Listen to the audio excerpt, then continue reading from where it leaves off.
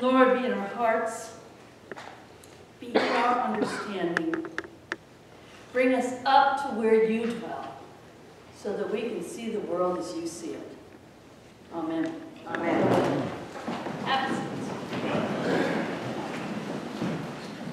So there's a part of me that wants to go, yeah, dishonest John. Anybody remember that one? So yeah, this manager, huh? Just when you think you've got Jesus' parables down, he does something that just makes you go, what's he talking about here? So one of my professors said, whenever you just, the first read through, it makes you go, what is he talking about? Chances are really good that it is a joke.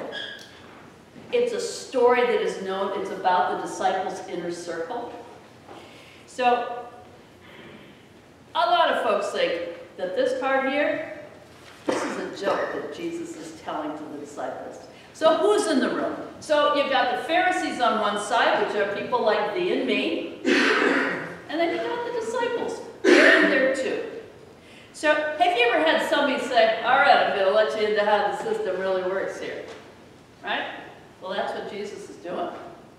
He's outlining the system as it exists, and also saying not only this is how the system works, this is how the system works dishonestly. So, what's going on? Why does the owner say, good job, well done? So here's how it works. So the steward, that rascal steward, is taking the owner's goods, and the other servant said he squanders it, he's a bad manager, have you ever had somebody you worked for that you went, how did this guy get this job?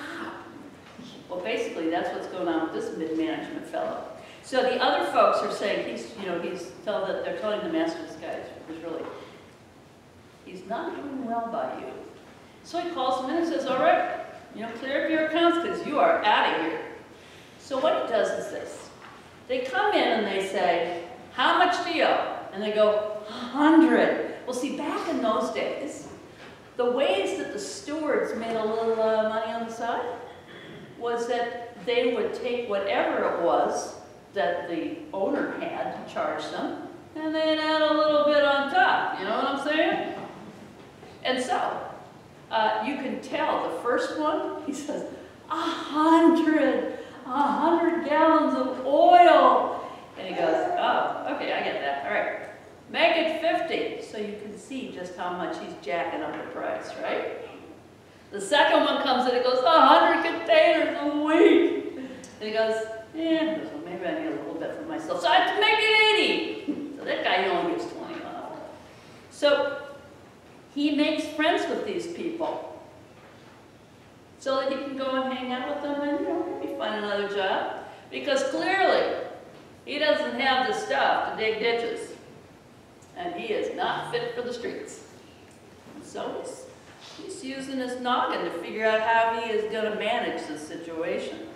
So he may not be good at managing other people's stuff, but he's good at managing his own life things, making the best way forward for him. So he seems clearly to be managing people.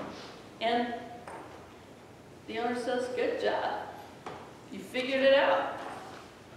Go get him, tiger.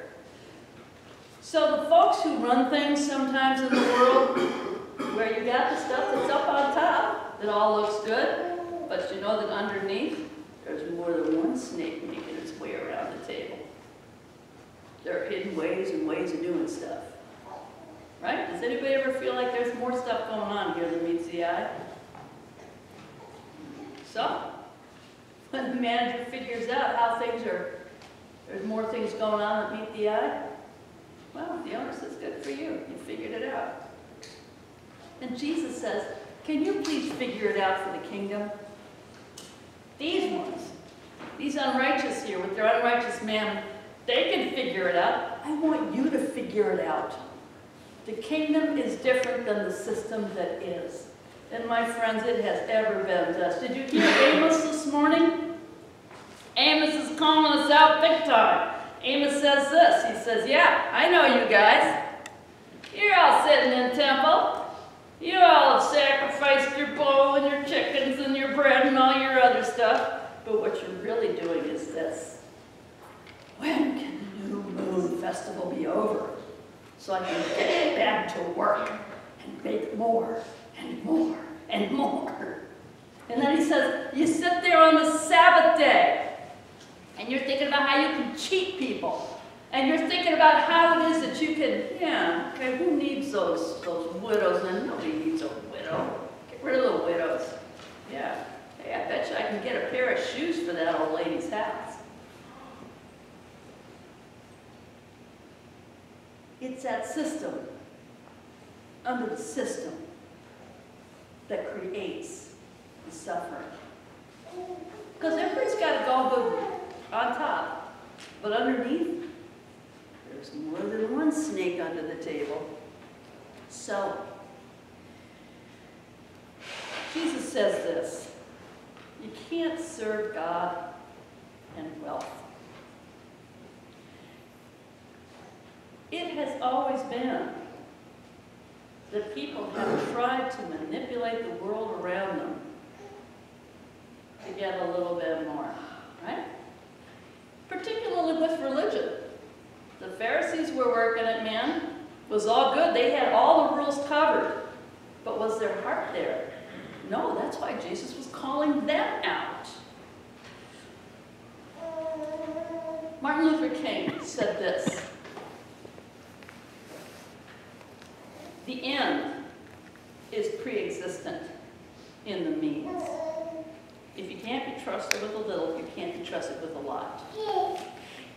We all use different means to get where we're going. And sometimes they're a little bit more righteous than others. Anybody here paid something off the books? Don't answer that question. So we've all had, you know, little snakes, some bigger snakes. There's always snakes. The means tell you how things are going to end. And what Jesus is doing with the disciples here is taking them up 300 feet so they can see the larger system and see how they need to change their thinking from the world that is governed by mammon to the world that is governed by the kingdom, because they are different. Either you let mammon call the shots, or you let God call the shots. Either mammon is Lord, who's the one who calls the shots, or Jesus is Lord, and that's who calls the shots. I have a way for you to jumpstart your life in the kingdom. It will make your journey swifter and more profound. Could I ask somebody to grab that glass of water for me?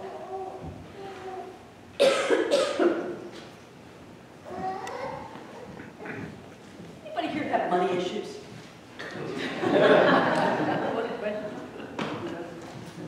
We all laugh. Does anybody here want financial freedom? So, you know, the Pharisees, they felt that if you had a beautiful house and you've got that beautiful wife and you've got all that beautiful stuff, that means that God has blessed you. And you must be living right. Well, that idea has not gone away. Joel Osteen and Creflo Dollar and all the ilk, they're all doing that, you know, that, oh heavens, what's the word? It is prosperity gospel. You know, you just give your money to me and God will bless you. Used to be Reverend Ike would send out a handkerchief, you know. You send him your money, he sends you a handkerchief, you lay the handkerchief on your head, it'll bless you. Lay your handkerchief on your wallet, it'll bless your wallet. Can you say magic? They still do the same thing. They might use your credit card number, but they're still doing the same thing. And they've got all the, Joel Osteen can say, look at my big bed church here, look at my big bed house. God is blessing me. And the theology is thin. And the bank account is deep. But it may not be the gospel at all. Jesus says, I want to trust you, so I need to trust you in the little stuff, so I can trust you with the big stuff. And now to get there, you have to make a big leap. You have to trust me. Paul says, always give thanksgiving. Take everything to God. All your supplications. In another place he says, be anxious. Do not be anxious, but in all things, with thanksgiving and by prayer, bring your requests to God. Well, that sounds pretty good, right? Now, do you want the golden road? Do you want the quick and easy to get to spiritual centeredness, to spiritual trust, to that place that will jumpstart your spiritual life greater and deeper than it ever has? What's she going to sell us? I'm going to sell you nothing. But you want to know what it is? Anybody? You want to know what this is? Say, yeah. All right, here it comes. You're not going to like this. Tithing. If you want to live your life in the kingdom without any bars to your freedom, nothing holding back your transformation, start tithing. Because tithing takes away what we think is us doing all the work. Now, how many people here have heard things like, oh, I could never tithe, I'm on a fixed income? Anybody ever heard that one? Okay. Nobody tithes anymore. I mean, I can't afford to tithe. I mean, it's 10%. If I took away 10%, that would be, and they'll name off a bunch of stuff. I wouldn't be able to pay my mortgage. How many people's mortgage is 10% of what they make? That's kind of a crazy thought, isn't it? It's not 10%, is it? It's much more than that. But that 10% off the top, what it does is it takes the scales from your eyes so that you can see who it is who's actually bringing in your food, your shelter, your way of life. It's God. And what gets clearer and clearer and clearer is the values that Jesus is holding up here, and the values of mammon. Well, the values of mammon, when you start living the kingdom full bore, no holds barred, there ain't nothing more you want than that. But there are so many half-truths, lies, and things that people can tell ourselves, and people will tell us. Do not even think about tithing. What are you, crazy? Yeah, there's a little bit of craziness in it at first. And then you see how much of life, really, that we call life, not life. And how much we call, maybe that thing we do on Sunday, suddenly blossoms into something that goes from 3 dimensions to 12. And the kingdom rises up in front of your eyes. And you see things that you have never seen. You experience things you have never experienced. You have an experience of Jesus Christ and the Holy Spirit that will blow your socks off. Even if you're wearing sandals.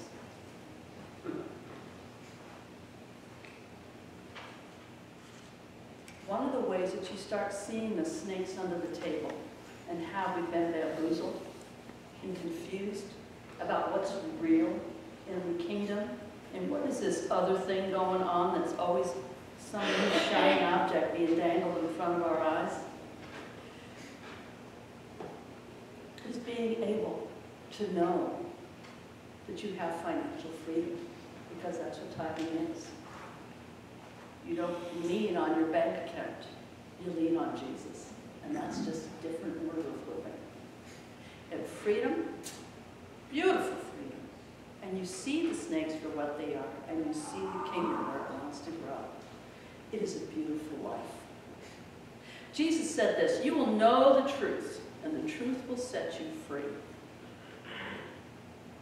But you have to be willing to see what you see, know what you know, and call it by its right name.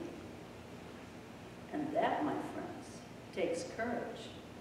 Courage is doing things that scare you, but doing it anyway. I was scared to death to die, but I felt God was pushing on my heart, pushing on my heart. My husband at that time was a social worker. We know how much money they make. Nah.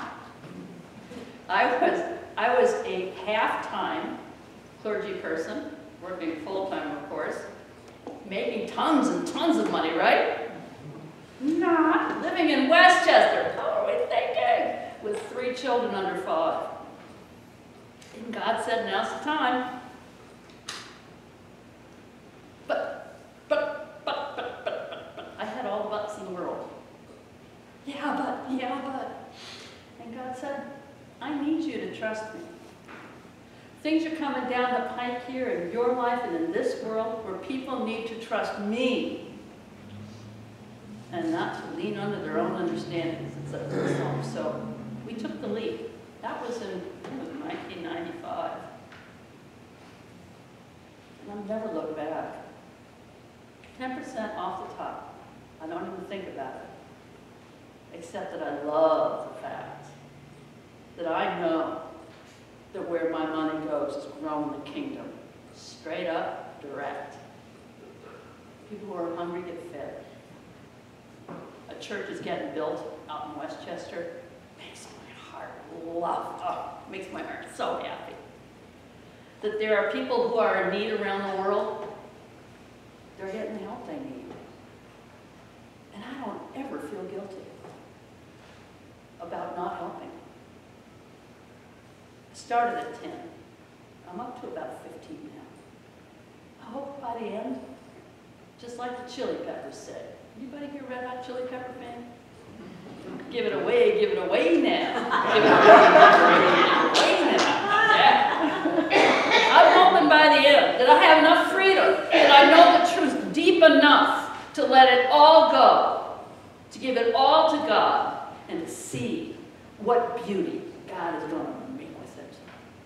Do you think that there is trouble here in River City? Wantagh, are people in trouble here? Are there children in trouble here? Are there elders in trouble here? Do you feel in trouble here? Then why the heck are we not tithing? And bringing God's love and power to that situation. I recommend it. You want to jumpstart your spiritual life. You want to really put your money where your mouth is. If you want to walk that walk in freedom, freedom, freedom, my friends. Take on the spiritual discipline of tithing. It ain't about money. It is about spiritual freedom. And I want that for every person here. You got big work ahead of you, St. Jude's Wantagh. Big work. It needs powerful spirit to go do some spiritual weightlifting. You think about it. You see what the Spirit says. Amen? Amen. Oh, thank God she's gone. I was getting so scared.